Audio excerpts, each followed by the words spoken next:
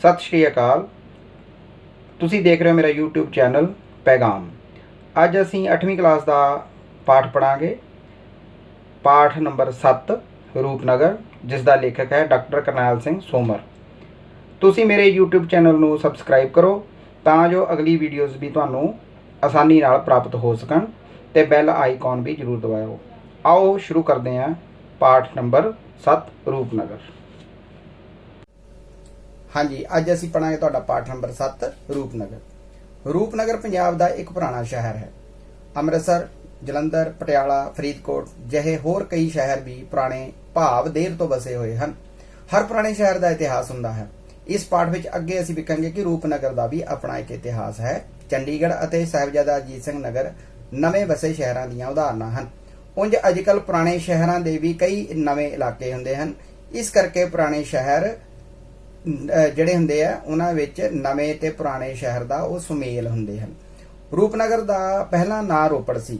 16 ਨਵੰਬਰ 1976 ਨੂੰ ਇਸ ਸ਼ਹਿਰ ਅਤੇ ਜ਼ਿਲ੍ਹੇ ਦਾ ਨਾਂ ਰੋਪੜ ਤੋਂ ਬਦਲ ਕੇ ਰੂਪਨਗਰ ਕਰ ਦਿੱਤਾ ਗਿਆ। ਉਦੋਂ ਗਿਆਨੀ ਜੈਲ ਸਿੰਘ ਜੀ ਪੰਜਾਬ ਦੇ ਮੁੱਖ ਮੰਤਰੀ ਹੁੰਦੇ ਸਨ। ਇਹ ਸ਼ਹਿਰ ਸ਼ਿਵਾਲਿਕ ਪਹਾੜੀਆਂ ਦੇ ਪੈਰਾਂ ਵਿੱਚ ਵਸਿਆ ਹੋਇਆ ਹੈ। ਸਤਲੁਜ ਦਰਿਆ ਇਸ ਦੇ ਕੋਲੋਂ ਵਹਿੰਦਾ ਹੈ। ਇਸ ਦਰਿਆ ਵਿੱਚੋਂ ਕੱਢੀ ਗਈ ਸਰਹਿੰਦ ਨਹਿਰ ਵੀ ਇੱਥੋਂ ਹੀ ਵਹਿਣਾ ਆਰੰਭ ਕਰਦੀ ਹੈ। ਬਿਸਤ ਦੁਆਬ ਨਾਂ ਦੀ ਇੱਕ ਹੋਰ ਨਹਿਰ। ਬਿਸਤ ਦੁਆਬ ਤੋਂ ਭਾਵ ਇੱਥੇ ਦੁਆਬ ਦਾ ਮਤਲਬ ਹੁੰਦਾ ਹੈ ਦੋ ਨਦੀਆਂ ਦੇ ਵਿਚਕਾਰਲਾ ਖੇਤਰ, ਤੇ ਬਿਸਤ ਦੁਆਬ ਜਿਹੜਾ ਹੈ ਉਹ ਬਿਆਸ ਤੇ ਸਤਲੁਜ ਦੇ ਵਿਚਕਾਰਲਾ ਇਲਾਕਾ ਹੈ। ਠੀਕ ਹੈ ਜੀ। ਤੋਂ ਬਿਸਤ ਦੁਆਬ ਨਾਂ ਦੀ ਇੱਕ ਹੋਰ ਨਹਿਰ ਦਰਿਆ ਦੇ ਦੂਜੇ ਕਿਨਾਰੇ ਤੋਂ ਕੱਢੀ ਗਈ ਹੈ। ਦੁਆਬੇ ਦੇ ਕੁਝ ਭਾਗਾਂ ਨੂੰ ਇਸ ਦਾ ਪਾਣੀ ਜਾਂਦਾ ਹੈ। ਨੰਗਲ ਭਾਖੜਾ ਡੈਮ ਤੋਂ ਕੱਢੀ ਗਈ ਭਾਖੜਾ ਨਹਿਰ ਵੀ ਰੂਪਨਗਰ ਦੇ ਕੋਲੋਂ ਲੰਘਦੀ ਹੈ। ਰੂਪਨਗਰ ਵਿਖੇ ਸਤਲੁਜ ਦਰਿਆ ਦੇ ਪਾਣੀ ਲੋੜ ਅਨੁਸਾਰ ਸ਼ਹਿਰਾਂ ਵਿੱਚ ਭੇਜਣ ਲਈ ਹੈਡਵਰਕਸ ਬਣਿਆ ਹੋਇਆ ਹੈ। ਇਸ ਹੈਡਵਰਕਸ ਦੇ ਉੱਪਰਲੇ ਪਾਸੇ ਸਤਲੁਜ ਦਰਿਆ ਇੱਕ ਵੱਡੀ ਝੀਲ ਵਾਂਗ ਦਿਖਾਈ ਦਿੰਦਾ ਹੈ। ਇੱਥੇ ਦਰਿਆ ਦੇ ਸ਼ਹਿਰ ਵੱਲ ਦੇ ਕੰਢੇ ਉੱਤੇ ਸੈਰ ਸਪਾਟੇ ਲਈ ਥਾਂ ਬਣਾ ਦਿੱਤੀ ਗਈ ਹੈ। ਇਸ ਪ੍ਰਕਾਰ ਇਹ ਸ਼ਹਿਰ ਕੁਦਰਤੀ ਦ੍ਰਿਸ਼ਾਂ ਨਾਲ ਭਰਪੂਰ ਹੈ। ਇਸ ਤੋਂ ਜਾਪਦਾ ਹੈ ਕਿ ਇਸ ਸ਼ਹਿਰ ਦਾ ਨਾਂ ਨਵਾਂ ਨਾਂ ਰੂਪਨਗਰ ਇਸ ਦੀ ਸੁੰਦਰਤਾ ਕਾਰਨ ਬੜਾ ਢੁਕਵਾਂ ਦਿਖਾਈ ਦਿੰਦਾ ਹੈ। ਅਜੋਕੇ ਪੰਜਾਬ ਦੇ 22 ਜ਼ਿਲ੍ਹੇ ਹਨ। ਇਹਨਾਂ ਵਿੱਚੋਂ ਇੱਕ ਜ਼ਿਲ੍ਹਾ ਰੂਪਨਗਰ ਹੈ। ਇਸ ਪਾਠ ਵਿੱਚ ਅਸੀਂ ਰੂਪਨਗਰ ਸ਼ਹਿਰ ਦੀ ਗੱਲ ਹੀ ਕਰਾਂਗੇ। ਇਹ ਸ਼ਹਿਰ ਆਬਾਦੀ ਪੱਖੋਂ ਵੱਡਾ ਨਹੀਂ। ਇਸ ਦੀ ਮਹੱਤਤਾ ਨੂੰ ਵੇਖਦਿਆਂ ਬੇਸ਼ੱਕ ਇਹ ਵੱਡਾ ਅਖਵਾਉਣ ਦਾ ਅਧਿਕਾਰੀ ਹੈ। ਪਹਿਲਾਂ ਇਸ ਸ਼ਹਿਰ ਦੀ ਪੁਰਾਤਨਤਾ ਨੂੰ ਹੀ ਦੇਖ ਲਵੋ। ਇੱਥੋਂ ਹੋਈ ਖੁਦਾਈ ਕਰਨ ਤੇ ਹੜੱਪਾ ਤੇ ਮੋਹਨਜੋਦੜੋ ਸੱਭਿਅਤਾ ਨਾਲ ਸੰਬੰਧਿਤ ਸਿੱਕੇ, ਬਰਤਨ ਤੇ ਮੂਰਤੀਆਂ ਪ੍ਰਾਪਤ ਹੋਈਆਂ ਹਨ। ਵਰਤਮਾਨ ਵਿੱਚ ਇਹ ਪੰਜਾਬ ਵਿੱਚ ਸੰਘੋਲ ਉੱਚਾ ਪਿੰਡ ਜਿਸ ਨੂੰ ਆਖਿਆ ਜਾਂਦਾ ਅਤੇ ਰੂਪਨਗਰ ਦੋ ਹੀ ਸਥਾਨ ਹਨ ਜਿੱਥੇ ਖੁਦਾਈ ਕਰਨ ਨਾਲ ਪੁਰਾਣੀ ਸੱਭਿਅਤਾ ਦੇ ਚਿੰਨ੍ਹ ਮਿਲੇ ਹਨ।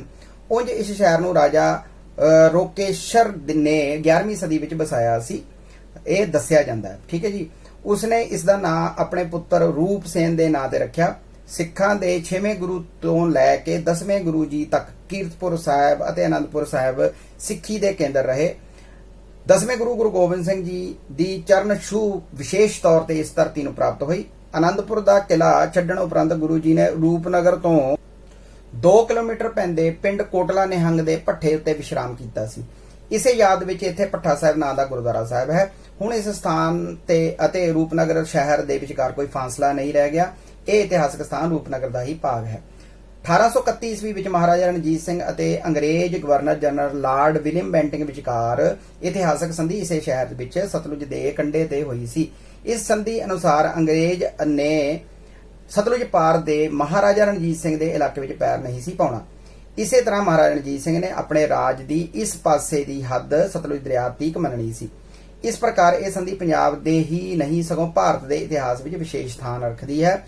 ਇਸ ਸ਼ਹਿਰ ਵਿੱਚ ਆਏ ਯਾਤਰੂ ਸੰਧੀ ਵਾਲੀ ਯਾਦਗਾਰ ਨੂੰ ਵੇਖਣਾ ਪਸੰਦ ਕਰਦੇ ਹਨ। ਪੁਨਰਗਠਨ ਤੋਂ ਪਹਿਲਾਂ ਦੇ ਸਾਂਝੇ ਪੰਜਾਬ ਵਿੱਚ ਰੋਪੜ ਜ਼ਿਲ੍ਹਾ ਅੰਬਾਲਾ ਦੀ ਕੇਵਲ ਇੱਕ ਤਹਿਸੀਲ ਹੁੰਦਾ ਸੀ। ਫਿਰ ਪੁਨਰਗਠਨ ਪਿੱਛੋਂ, ਜੋ ਕਿ 1966 ਵਿੱਚ ਹੋਇਆ ਸੀ, ਫਿਰ ਪੁਨਰਗਠਨ ਪਿੱਛੋਂ ਅੰਬਾਲਾ ਹਰਿਆਣਾ ਦਾ ਭਾਗ ਬਣ ਗਿਆ। ਇਸ ਉਪਰੰਤ ਰੂਪਨਗਰ ਪੂਰਾ ਜ਼ਿਲ੍ਹਾ ਬਣ ਗਿਆ। ਇਸ ਤਰ੍ਹਾਂ ਇਹ ਸ਼ਹਿਰ ਅਤੇ ਜ਼ਿਲ੍ਹਾ ਰੂਪਨਗਰ ਦੇ ਨਾਂ ਜਿਹੜੇ ਹੈ ਉਹ ਇਸ ਨੂੰ ਰੂਪਨਗਰ ਦੇ ਨਾਮ ਨਾਲ ਜਾਣਿਆ ਜਾਣ ਲੱਗ ਪਿਆ। ਇਹ ਤੁਸੀਂ ਦੇਖ ਸਕਦੇ ਹੋ ਤਸਵੀਰ ਦੇ ਵਿੱਚ ਕਿਵੇਂ ਰੂਪਨਗਰ ਜਿਹੜਾ ਹੈ ਇੰਡਸਟਰੀਅਲ ਦੇ ਤੌਰ ਤੇ ਕਾਫੀ ਮਸ਼ਹੂਰ ਹੈਗਾ। ਇੱਥੇ ਇੰਡਸਟਰੀ ਏਰੀਆ। ਤੋਂ ਅੱਗੇ ਚੱਲਦੇ ਆਪਾਂ। ਰੂਪਨਗਰ ਪਸ਼ੂਆਂ ਦੀ ਮੰਡੀ ਲਈ ਵੀ ਪ੍ਰਸਿੱਧ ਹੈ। ਕਿਸੇ ਸਮੇਂ ਵਿੱਚ ਇੱਥੇ ਬਣੇ ਜੰਦਰੇ ਰੋਪੜੀ ਤਾਲੇ ਵਜੋਂ ਮਸ਼ਹੂਰ ਹੁੰਦੇ ਸਨ। ਹੁਣ ਰੂਪਨਗਰ ਇੱਥੇ ਸਥਾਪਿਤ ਤਾਪ ਬਿਜਲੀ ਘਰ ਲਈ ਅਤੇ ਦਰਿਆ ਪਾਰ ਲੱਗੇ ਕਈ ਕਾਰਖਾਨਿਆਂ ਲਈ ਪ੍ਰਸਿੱਧ ਹੈ। ਵਿਦਿਅਕ ਪੱਖੋਂ ਇਹ ਸ਼ਹਿਰ ਕਾਫੀ ਉન્નਤ ਹੈ। ਇੱਥੋਂ ਦਾ ਸਰਕਾਰੀ ਕਾਲਜ ਪੰਜਾਬ ਦੀਆਂ ਉੱਘੀਆਂ ਵਿਦਿਅਕ ਸੰਸਥਾਵਾਂ ਵਿੱਚ ਗਿਣਿਆ ਜਾਂਦਾ ਹੈ। ਇਸ ਤੋਂ ਇਲਾਵਾ ਬਹੁਤ ਸਾਰੇ ਸਕੂਲ ਅਤੇ ਤਕਨੀਕੀ ਸੰਸਥਾਵਾਂ ਵੀ ਇਸ ਸ਼ਹਿਰ ਵਿੱਚ ਹਨ। ਬੱਸ ਅੱਡੇ ਦੇ ਨੇੜੇ ਹੀ ਨਹਿਰੂ ਸਟੇਡੀਅਮ ਹੈ, ਜਿੱਥੇ ਕਈ ਤਰ੍ਹਾਂ ਦੀਆਂ ਖੇਡਾਂ ਕਰਵਾਈਆਂ ਜਾਂਦੀਆਂ ਹਨ।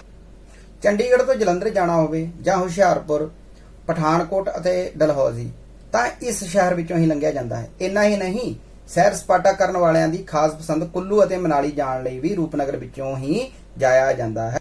ਸੰਸਾਰ ਪ੍ਰਸਿੱਧ ਭਾਖੜਾ ਡੈਮ ਅਤੇ ਉੱਘੇ ਸਿੱਖ ਧਾਮ ਕੀਰਤਪੁਰ ਸਾਹਿਬ ਅਤੇ ਅਨੰਦਪੁਰ ਸਾਹਿਬ ਲਈ ਵੀ ਸੜਕ ਅਤੇ ਰੇਲ ਮਾਰਗ ਰੂਪਨਗਰ ਤੋਂ ਹੀ ਹੋ ਕੇ ਜਾਂਦੇ ਹਨ। ਵਿਸਾਖੀ ਅਤੇ ਹੋਲਾ ਮਹੱਲਾ ਦੇ ਜੋੜ ਮੇਲੇ ਸਮੇਂ ਰੂਪਨਗਰ ਵਿੱਚੋਂ ਹੋ ਕੇ ਲੰਘਦੀਆਂ ਗੱਡੀਆਂ, ਮੋਟਰਾਂ ਅਤੇ ਹੋਰ ਵਾਹਨਾਂ ਨਾਲ ਭਰ ਜਾਂਦੀਆਂ ਹਨ। ਨੈਣਾ ਦੇਵੀ ਜਾਣ ਵਾਲੇ ਸ਼ਰਧਾਲੂਆਂ ਦੀਆਂ ਵਹੀਰਾਂ ਵੀ ਰੂਪਨਗਰ ਦੀ ਰੌਣਕ ਵਧਾਉਂਦੀਆਂ ਹਨ। ਤਾਂ ਵਹੀਰਾਂ ਸ਼ਬਦ ਕਾਫੀ ਵਧੀਆ ਜਿਹਾ ਸ਼ਬਦ ਲੱਗਦਾ ਹੈ, ਜੋ ਪੰਜਾਬੀ ਸੱਭਿਅਤਾ ਦਾ ਇੱਕ ਖਾਸ ਸ਼ਬਦ ਹੈ। ਵਹੀਰ ਘੱਤ ਕੇ ਜਾਣਾ, ਯਾਨੀ ਕਿ ਇਕੱਠੇ ਹੋ ਕੇ ਜਾਂ ਬਹੁਤ ਭੀੜ ਦੇ ਵਿੱਚ ਜਾਣਾ, ਠੀਕ ਹੈ। ਤਦੇ ਤਾਂ ਆਖੀਦਾ ਹੈ ਕਿ ਰੂਪਨਗਰ ਆਵਾਜਾਈ ਦਾ ਵੱਡਾ ਕੇਂਦਰ ਬਿੰਦੂ ਹੈ। ਦੇਵਤਿਆਂ ਦੀ ਭੂਮੀ ਕਹਾਉਂਦੇ ਹਿਮਾਚਲ ਪ੍ਰਦੇਸ਼ ਨੂੰ ਇੱਕ ਵੱਡਾ ਰਾਹ ਰੂਪਨਗਰ ਵਿੱਚੋਂ ਦੀ ਹੋ ਕੇ ਜਾਂਦਾ ਹੈ। ਮੋਰਿੰਡਾ, ਚਮਕੌਰ ਸਾਹਿਬ, ਮਾਛੀਵਾੜਾ ਆਦਿ ਕਈ ਇਤਿਹਾਸਕ ਸਥਾਨ ਰੂਪਨਗਰ ਤੋਂ ਥੋੜੇ ਫਾਸਲੇ ਉੱਤੇ ਹਨ। ਪਹਿਲਾ ਪੁਰਾਣਾ ਸ਼ਹਿਰ ਸਤਲੁਜ ਦਰਿਆ ਅਤੇ ਸਰਹਿੰਦ ਸ਼ਹਿਰ ਵਿਚਕਾਰ ਬਣਦੀ ਤਿਕੋਣ ਵਿੱਚ ਹੀ ਸੀ। ਹੁਣ ਇਸ ਸ਼ਹਿਰ ਦਾ ਪਸਾਰ ਇਹਨਾਂ ਸੀਮਾਵਾਂ ਤੋਂ ਪਾਰ ਵੀ ਹੋਇਆ ਹੈ। ਗਿਆਨੀ ਜੈਲ ਸਿੰਘ ਨਗਰ ਨਵੇਂ ਢੰਗ ਨਾਲ ਵਸਾਇਆ ਗਿਆ ਹੈ। ਚੰਡੀਗੜ੍ਹ ਦੀਆਂ ਇਮਾਰਤਾਂ ਵਾਂਗ ਰੂਪਨਗਰ ਵਿੱਚ ਹੋਈਆਂ ਨਵੀਆਂ ਉਸਾਰੀਆਂ ਨੇ ਇਸ ਸ਼ਹਿਰ ਦਾ ਮੁਹਾਂਦਰਾ ਹੀ ਬਦਲ ਦਿੱਤਾ ਹੈ। ਇਸ ਦੇ ਨਾਲ ਇਹ ਸ਼ਹਿਰ ਵੀ ਨਵੇਂ ਅਤੇ ਪੁਰਾਣੇ ਸ਼ਹਿਰ ਦਾ ਸੁਮੇਲ ਬਣ ਗਿਆ ਹੈ। ਜ਼ਿਲ੍ਹਾ ਪੱਧਰ ਦੇ ਅਨੇਕ ਦਫ਼ਤਰ ਬਣ ਜਾਣ ਕਾਰਨ ਇਸ ਸ਼ਹਿਰ ਦੀ ਚੰਗੀ ਠੁੱਕ ਬਣ ਗਈ ਹੈ। ਠੁੱਕ ਬਣਨ ਦਾ ਮਤਲਬ ਹੁੰਦਾ ਪ੍ਰਸਿੱਧ ਹੋ ਜਾਣਾ।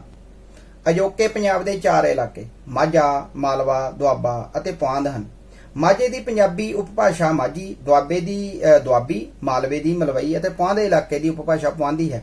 ਹੈਰਾਨੀ ਦੀ ਗੱਲ ਤਾਂ ਇਹ ਹੈ ਕਿ ਰੂਪਨਗਰ ਨੂੰ ਪੰਜਾਬੀ ਦੀਆਂ ਇਹਨਾਂ 3 ਭਾਸ਼ਾਵਾਂ ਜਿਹੜੀਆਂ ਨੇ ਉਪਭਾਸ਼ਾਵਾਂ, ਤਿੰਨੋਂ ਉਪਭਾਸ਼ਾਵਾਂ ਦੇ ਇਲਾਕੇ ਛੂੰਹਦੇ ਹਨ। ਚੰਡੀਗੜ੍ਹ ਤੋਂ ਰੂਪਨਗਰ ਜਾਈਏ ਤਾਂ ਪੁਆਂਧ ਦਾ ਇਲਾਕਾ ਆਉਂਦਾ ਹੈ। ਸਤਲੁਜ ਦਰਿਆ ਪਾਰ ਕਰਦਿਆਂ ਹੀ ਸਤਲੁਜ ਅਤੇ ਬਿਆਸ ਦੇ ਵਿਚਕਾਰ ਦਾ ਇਲਾਕਾ ਦੁਆਬਾ ਆਉਂਦਾ ਹੈ। ਦੁਆਬਾ ਸ਼ਬਦ ਦਾ ਅਰਥ ਹੈ ਦੋ ਆਬਾਂ, ਭਾਵ 2 ਦਰਿਆਵਾਂ ਦੇ ਵਿਚਕਾਰ ਪੈਂਦੀ ਧਰਤੀ। ਰੋਪੜ ਦੇ ਦੱਖਣ ਵੱਲ ਮਾਲਵਾ ਹੈ। ਇਸ ਪ੍ਰਕਾਰ ਰੂਪਨਗਰ ਪੰਜਾਬੀ ਦੀਆਂ 3 ਭਾਸ਼ਾਵਾਂ ਦਾ ਸੰਗਮ ਹੈ। ਸੰਗਮ ਦਾ ਮਤਲਬ ਇਕੱਠ। ਤੋਂ ਪੰਜਾਬ ਦੀ ਰਾਜਧਾਨੀ ਚੰਡੀਗੜ੍ਹ ਇੱਥੋਂ ਸਿਰਫ 42 ਕਿਲੋਮੀਟਰ ਦੂਰ ਹੈ। ਚੰਡੀਗੜ੍ਹ ਤੋਂ ਰੂਪਨਗਰ ਜਾਣਾ ਹੋਵੇ ਤਾਂ ਪਹਿਲਾਂ ਪੁਰਾਣੇ ਅੱਡੇ ਉੱਤੇ ਉਤਰਨਾ ਪੈਂਦਾ ਹੈ।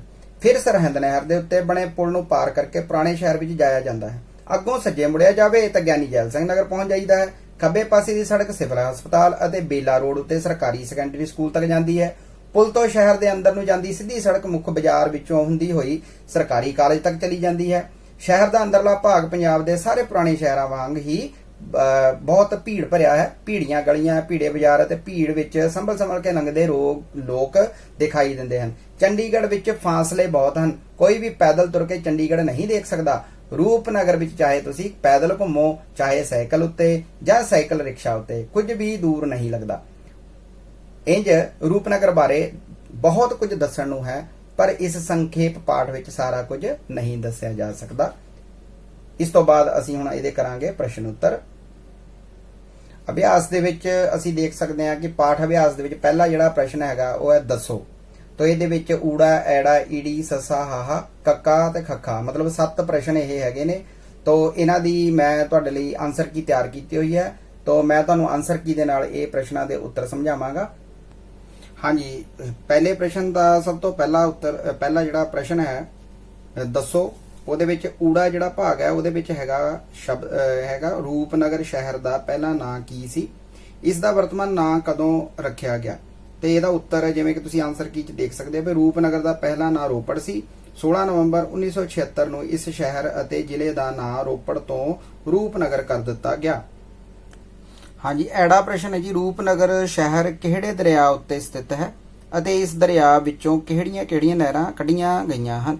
ਤੇ ਉੱਤਰ ਇਹਦਾ ਹੈਗਾ ਜੀ, ਰੂਪਨਗਰ ਸ਼ਹਿਰ ਸਤਲੁਜ ਦਰਿਆ ਉੱਤੇ ਸਥਿਤ ਹੈ ਅਤੇ ਸਰਹਿੰਦ ਨਹਿਰ ਵੀ ਇੱਥੋਂ ਵਹਿਣਾ ਆਰੰਭ ਕਰਦੀ ਹੈ। ਬਿਸਤ ਦੁਆਬ ਨਹਿਰ ਦੂਜੇ ਕਿਨਾਰੇ ਤੋਂ ਕੱਢੀ ਗਈ ਹੈ। ਨੰਗਲ ਭਾਖੜਾ ਡੈਮ ਤੋਂ ਕੱਢੀ ਗਈ ਭਾਖੜਾ ਨਹਿਰ ਵੀ ਰੂਪਨਗਰ ਦੇ ਕੋਲੋਂ ਦੀ ਲੰਘਦੀ ਹੈ।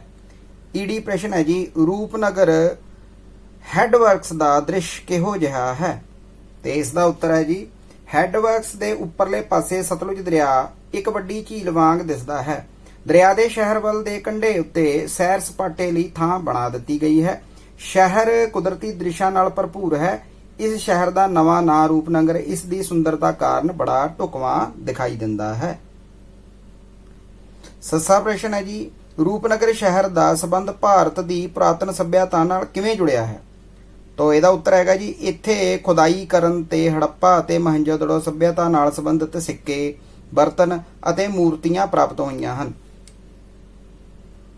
ਇਸ ਪ੍ਰਸ਼ਨ 'ਚ ਮੈਂ 3 ਪੁਆਇੰਟ ਬਣਾਏ ਹੈ ਤੇ ਪਹਿਲਾ ਪੁਆਇੰਟ ਅਸੀਂ ਡਿਸਕਸ ਕਰ ਲਿਆ। ਦੂਜਾ ਪੁਆਇੰਟ ਹੈ ਵੀ ਇਸ ਸ਼ਹਿਰ ਨੂੰ ਰਾਜਾ ਰੋਕੇਸ਼ਰ ਨੇ 11ਵੀਂ ਸਦੀ ਵਿੱਚ ਵਸਾਇਆ ਅਤੇ ਆਪਣੇ ਪੁੱਤਰ ਰੂਪਸੈਨ ਦੇ ਨਾਂ ਤੇ ਇਸ ਸ਼ਹਿਰ ਦਾ ਨਾਂ ਰੱਖਿਆ। ਇਹ ਵੀ ਇਹਦੇ ਪੁਰਾਣੇ ਹੋਣ ਦਾ ਹੀ ਸਬੂਤ ਹੈ। ਤੇ ਤੀਜਾ ਪੁਆਇੰਟ ਹੈ ਜੀ, 10ਵੇਂ ਗੁਰੂ ਗੋਬਿੰਦ ਸਿੰਘ ਜੀ ਦੀ ਚਰਨ ਛੂਹ ਵਿਸ਼ੇਸ਼ ਤੌਰ ਤੇ ਇਸ ਧਰਤੀ ਨੂੰ ਪ੍ਰਾਪਤ ਹੋਈ ਹੈ। ਇਸ ਤਰ੍ਹਾਂ ਇਹ 3 ਪੁਆਇੰਟ ਬਣਦੇ ਇਹਦੇ ਪੁਰਾਤਨਤਾ ਨੂੰ ਜੋ ਦੱਸਦੇ ਨੇ। ਅਗਲਾ ਪ੍ਰਸ਼ਨ ਹਾਹਾ, ਅੰਗਰੇਜ਼ਾਂ ਦੀ ਮਹਾਰਾਜਾ ਰਣਜੀਤ ਸਿੰਘ ਨਾਲ ਹੋਈ ਸੰਧੀ ਦਾ ਵਰਣਨ ਕਰੋ। ਇਹਦਾ ਉੱਤਰ ਹੈ ਜੀ, 1831 ਈਸਵੀ ਵਿੱਚ ਮਹਾਰਾਜਾ ਰਣਜੀਤ ਸਿੰਘ ਅਤੇ ਅੰਗਰੇਜ਼ governor general Lord William Bentinck ਵਿਚਕਾਰ ਇਤਿਹਾਸਕ ਸੰਧੀ ਇਸੇ ਸ਼ਹਿਰ ਵਿੱਚ ਸਤਲੁਜ ਨਦੀ ਦੇ ਕੰਢੇ ਤੇ ਹੀ ਹੋਈ ਸੀ। ਹਾਂਜੀ, ਇਸ ਲੈਸਨ ਦਾ ਕੱਕਾ ਪ੍ਰਸ਼ਨ ਹੈ ਜੀ, ਰੂਪਨਗਰ ਸ਼ਹਿਰ ਸੜਕੀ ਅਤੇ ਰੇਲ ਮਾਰਗਾਂ ਰਾਹੀਂ ਕਿਹੜੀਆਂ ਥਾਵਾਂ ਨਾਲ ਜੁੜਿਆ ਹੋਇਆ ਹੈ? ਤੇ ਇਹਦਾ ਉੱਤਰ ਹੈਗਾ ਜੀ, ਚੰਡੀਗੜ੍ਹ ਤੋਂ ਜਲੰਧਰ, ਹੁਸ਼ਿਆਰਪੁਰ, ਪਠਾਨਕੋਟ ਅਤੇ ਡਲਹੌਜੀ ਇਸ ਸ਼ਹਿਰ ਵਿੱਚੋਂ ਲੰਘਿਆ ਜਾਂਦਾ ਹੈ। ਕੁੱਲੂ ਅਤੇ ਮਨਾਲੀ ਜਾਣ ਲਈ ਵੀ ਰੂਪਨਗਰ ਵਿੱਚੋਂ ਹੀ ਜਾਇਆ ਜਾਂਦਾ ਹੈ। ਸੰਸਾਰ ਪ੍ਰਸਿੱਧ ਭਾਖੜਾ ਡੈਮ ਅਤੇ ਸਿੱਖ ਧਾਮ ਕੀਰਤਪੁਰ ਸਾਹਿਬ ਅਤੇ ਅਨੰਦਪੁਰ ਸਾਹਿਬ ਲਈ ਵੀ ਸੜਕ ਅਤੇ ਰੇਲ ਮਾਰਗ ਰੂਪਨਗਰ ਦੇ ਵਿੱਚੋਂ ਦੀ ਹੀ ਹੋ ਕੇ ਜਾਂਦਾ ਹੈ। ਆਖਰੀ ਪ੍ਰਸ਼ਨ ਖੱਖਾ, ਰੂਪਨਗਰ ਦੀ ਮਹੱਤਤਾ ਦਰਸਾਉਂਦਾ ਪੈਰਾ ਲਿਖੋ। ਇੱਥੇ ਮੈਂ ਪੁਆਇੰਟ ਤਾਂ ਵੈਸੇ 4 ਲਿਖੇ ਹੋਏ ਆ, ਪਰ ਤੁਸੀਂ ਇਸ ਪੈਰੇ ਨੂੰ ਕੱਟ ਦੇਣਾ ਹੈ। ਤੁਸੀਂ ਇਹਦੇ ਚਾਰੋਂ ਪੁਆਇੰਟ ਇਕੱਠੇ ਹੀ ਇੱਕ ਪੈਰੇ ਦੇ ਰੂਪ 'ਚ ਲਿਖਣੇ ਹੈ। ਤੋ ਇਹਦੇ ਵਿੱਚ ਆਪਾਂ ਦੇਖਦੇ ਹਾਂ ਕਿ ਰੂਪਨਗਰ ਦਾ ਪਹਿਲਾ ਨਾਂ ਰੋਪੜ ਸੀ। 16 ਨਵੰਬਰ 1976 ਵਿੱਚ ਇਸ ਦਾ ਨਾਮ ਬਦਲ ਕੇ ਰੂਪਨਗਰ ਰੱਖ ਦਿੱਤਾ ਗਿਆ। ਕੁਦਰਤੀ ਦ੍ਰਿਸ਼ਾਂ ਨਾਲ ਭਰਪੂਰ ਹੋਣ ਕਰਕੇ ਰੂਪਨਗਰ ਨਾਂ ਇਸ ਦਾ ਬੜਾ ਸੋਭਦਾ ਹੈ। ਇਸ ਦੀ ਖੁਦਾਈ ਦੌਰਾਨ ਹੜੱਪਾ ਅਤੇ ਮੋਹਨਜੋਦੜੋ ਨਾਲ ਸੰਬੰਧਿਤ ਕਈ ਸਿੱਕੇ, ਬਰਤਨ ਆਦਿ ਮਿਲੇ ਹਨ। ਇਸ ਸ਼ਹਿਰ ਤੋਂ ਕਈ ਨਹਿਰਾਂ, ਦਰਿਆ ਨਿਕਲਦੇ ਹਨ, ਜਿਵੇਂ ਸਤਲੁਜ, ਬਿਸਤ ਦੁਆਬ। ਇਸ ਦੀ ਆਬਾਦੀ ਬਹੁਤ ਘੱਟ ਹੈ, ਪਰ ਫਿਰ ਵੀ ਇਹ ਸ਼ਹਿਰ ਨਵੇਂ ਅਤੇ ਪੁਰਾਣੇ ਦਾ ਸੁਮੇਲ ਬਣ ਗਿਆ ਹੈ। ਇਸ ਨੂੰ 3 ਉਪਭਾਸ਼ਾਵਾਂ ਦੇ ਇਲਾਕੇ ਛੂੰਹਦੇ ਹਨ। ਅੰਤ ਅਸੀਂ ਕਹਿ ਸਕਦੇ ਹਾਂ ਕਿ ਇਸ ਸ਼ਹਿਰ ਦੀ ਸਿਫਤ ਜਿੰਨੀ ਕੀਤੀ ਜਾਵੇ ਉਨੀ ਘੱਟ ਹੈ। ਅਗਲਾ ਪ੍ਰਸ਼ਨ ਹੈ ਜੀ, ਵਾਕਾਂ ਵਿੱਚ ਵਰਤੋ। ਤਾਂ ਸਭ ਤੋਂ ਪਹਿਲਾ ਜਿਹੜਾ ਸ਼ਬਦ ਹੈਗਾ ਜੋੜ ਮੇਲਾ, ਇਸ ਦਾ ਤੁਸੀਂ ਦੇਖ ਸਕਦੇ ਹੋ ਅਰਥ ਲਿਖਿਆ ਹੈ, ਜਿਸ ਦਾ ਮਤਲਬ ਹੈ ਇਤਿਹਾਸਕ ਮੇਲਾ, ਕੋਈ ਇਕੱਠ। ਤਾਂ ਫਤਿਹਗੜ੍ਹ ਸਾਹਿਬ ਵਿੱਚ ਛੋਟੇ ਸਾਹਿਬਜ਼ਾਦਿਆਂ ਦੀ ਯਾਦ ਵਿੱਚ ਜੋੜ ਮੇਲਾ ਲੱਗਦਾ ਹੈ। ਦੂਸਰਾ ਸ਼ਬਦ ਹੈਗਾ ਮੁਹਾਂਦਰਾ। ਮੁਹਾਂਦਰਾ ਦਾ ਮਤਲਬ ਹੁੰਦਾ ਚਿਹਰਾ ਮੋਹਰਾ। ਤਾਂ ਚੰਡੀਗੜ੍ਹ ਵਰਗੀਆਂ ਨਵੀਆਂ ਇਮਾਰਤਾਂ ਦੀ ਉਸਾਰੀ ਦੇ ਕਾਰਨ ਰੂਪਨਗਰ ਦਾ ਮੁਹਾਂਦਰਾ ਹੀ ਬਦਲ ਗਿਆ ਹੈ। ਤੀਸਰਾ ਸ਼ਬਦ ਹੈਗਾ ਜੀ ਠੁੱਕ ਬਣਨੀ, ਜਿਹਦਾ ਮਤਲਬ ਹੁੰਦਾ ਪ੍ਰਸਿੱਧੀ ਹੋਣੀ। ਤੋ ਸੈਰ ਸਪਾਟੇ ਅਤੇ ਮਾਲ ਬਾਜ਼ਾਰ ਬਣ ਜਾਣ ਕਾਰਨ ਚੰਡੀਗੜ੍ਹ ਦੀ ਚੰਗੀ ਠੁੱਕ ਬਣ ਗਈ ਹੈ, ਮਤਲਬ ਮਸ਼ਹੂਰ ਹੋ ਗਿਆ। ਅਗਲਾ ਸ਼ਬਦ ਹੈਗਾ ਸੈਰ ਸਪਾਟਾ, ਯਾਨੀ ਕਿ ਘੁੰਮਣਾ ਫਿਰਨਾ। ਚੰਡੀਗੜ੍ਹ ਵਿੱਚ ਸੈਰ ਸਪਾਟੇ ਲਈ ਬਹੁਤ ਸਾਰੀਆਂ ਪਾਰਕਾਂ ਹਨ। ਆਪਾਂ ਚੰਡੀਗੜ੍ਹ ਦੇ ਉੱਤੇ ਵਾਕ ਬਣਾਤਾ। ਅਗਲਾ ਪ੍ਰਸ਼ਨ ਹੈਗਾ, ਅਗਲਾ ਜਿਹੜਾ ਸ਼ਬਦ ਹੈਗਾ ਉਹ ਹੈ ਫਾਸਲਾ। ਫਾਸਲੇ ਨੂੰ ਆਪਾਂ ਅਰਥ ਦੇਖੀਏ ਤਾਂ ਉਹਨੂੰ ਕਹਿੰਦੇ ਆ ਦੂਰੀ। ਤਾਂ ਚੰਡੀਗੜ੍ਹ ਤੋਂ ਰੂਪਨਗਰ ਦਾ ਫਾਸਲਾ ਬਹੁਤ ਘੱਟ ਹੈ। ਅਗਲਾ ਸ਼ਬਦ ਹੈ ਚਿੰਨ੍ਹ। ਚਿੰਨ੍ਹ ਦਾ ਮਤਲਬ ਹੁੰਦਾ ਨਿਸ਼ਾਨ। ਤਿਰੰਗਾ ਝੰਡਾ ਸਾਡੇ ਦੇਸ਼ ਭਾਰਤ ਦਾ ਰਾਸ਼ਟਰੀ ਚਿੰਨ੍ਹ ਹੈ। 7ਵਾਂ ਸ਼ਬਦ ਹੈਗਾ ਵਹੀਰਾਂ। ਤੇ ਮੈਂ ਪਹਿਲਾਂ ਵੀ ਦੱਸਿਆ ਵੀ ਭੀੜਾਂ ਨੂੰ, ਕਤਾਰਾਂ ਨੂੰ, ਕਾਫਲੇ ਨੂੰ ਆਪਾਂ ਵਹੀਰਾਂ ਆਖਦੇ ਹਾਂ। ਤੋ ਮੇਲੇ ਵਿੱਚ ਜਾਣ ਲਈ ਲੋਕਾਂ ਨੇ ਵਹੀਰਾਂ ਘੱਤ ਲਈਆਂ, ਮਤਲਬ ਜਾਣ ਲਈ ਭੀੜਾਂ ਬਣਾ ਲਈਆਂ। 8ਵਾਂ ਸ਼ਬਦ ਹੈ ਜੀ ਸ਼ਰਧਾਲੂ। ਸ਼ਰਧਾਲੂ ਦਾ ਮਤਲਬ ਹੁੰਦਾ ਕਿਸੇ ਵਿੱਚ ਸ਼ਰਧਾ ਰੱਖਣ ਵਾਲੇ, ਜਾਂ ਕਿਸੇ ਦੇ ਵਿੱਚ ਵਿਸ਼ਵਾਸ ਰੱਖਣ ਵਾਲੇ। ਤੋ ਨੈਣਾ ਦੇਵੀ ਜਾਣ ਵਾਲੇ ਸ਼ਰਧਾਲੂਆਂ ਦੀ ਭੀੜ ਰੂਪਨਗਰ ਦੀ ਰੌਣਕ ਵਧਾਉਂਦੀ ਹੈ। ਤੋ ਇਸ ਤਰੀਕੇ ਨਾਲ ਆਪਾਂ ਦੇਖਿਆ ਕਿ ਕੁਐਸਚਨ ਸਾਡੇ ਹੋ ਗਏ।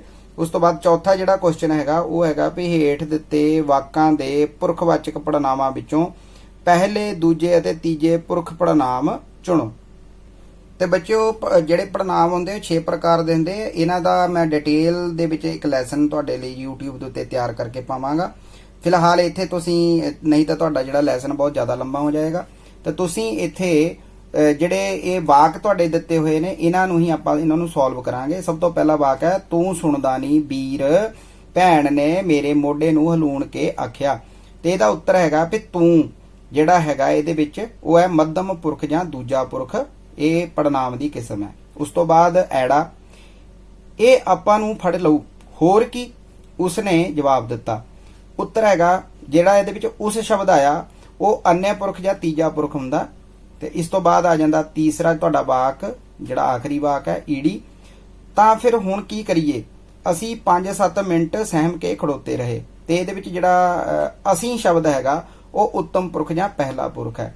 ਤਾਂ ਇਸ ਤਰ੍ਹਾਂ ਇਹ ਤੁਹਾਡਾ ਲੈਸਨ ਕੰਪਲੀਟ ਹੋ ਗਿਆ ਤੇ ਇਸ ਤੋਂ ਬਾਅਦ ਅਸੀਂ ਅਗਲੇ ਲੈਸਨ ਵਿੱਚ ਮਿਲਾਂਗੇ ਅਗਲੀ YouTube ਵੀਡੀਓ ਦੇ ਵਿੱਚ। ਤੇ ਮੇਰਾ ਜਿਹੜਾ ਵੀਡੀਓ ਉਹਨੂੰ ਸਬਸਕ੍ਰਾਈਬ ਕਰਨਾ ਨਾ ਭੁੱਲਣਾ। Thank you.